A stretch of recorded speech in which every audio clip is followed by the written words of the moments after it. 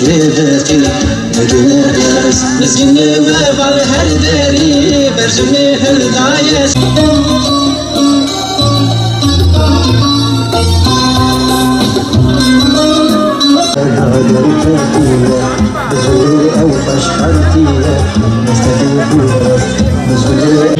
Kılma kıyametine tutan zeynepleri.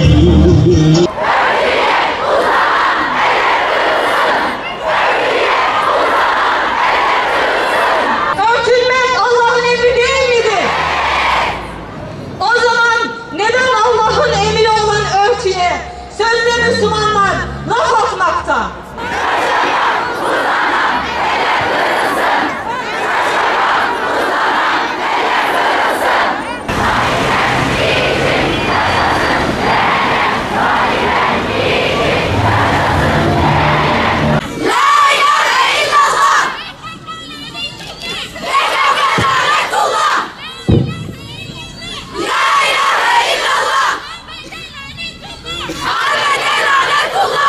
Bugün buraya 25 Kasım sözde kadınlara yönelik şiddete karşı Uluslararası Mücadele ve Dayanışma Günü adı altında Şırnak'ın Silopi ilçesinde HDP, PKK öncülüğünde tesettüre ve çarşafa yapılan hakaretleri tehdit etmek amacıyla toplanmış bulunmaktayız. Gibi örtünmek kadının bu dünyada ayrıcalığı, zırhı ve korunağıdır.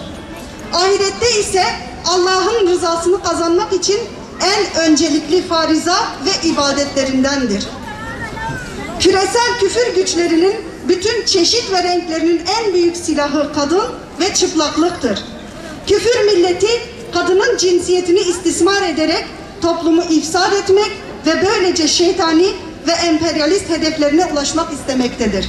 Cahili ve seküler yapılar özellikle kadına hiçbir kıymet ve değer vermemiş, kadını aşağılamış, cariye olarak kullanmış, zevkleri için bir meta olarak görmüş, hatta kızlarını toplumda bir aşağılanma sebebi olarak gördüğünden diri diri toprağa gömecek kadar barbarlaşmış ve insanlıktan çıkmıştır. İslam tarihin her döneminde biz kadınlara bir üstünlük ve ulviyet vermişken seküler düşünceler ve günümüzün zavallı sosyalist ve emperyalistleri ise kadını hep bir cinsel meta olarak kullanmış, hem dünyada değersizleştirmiş ve aşağılamış, hem de bir hakikat olan ahirette cehenneme yakıt olmasına sebep olmuşlardır.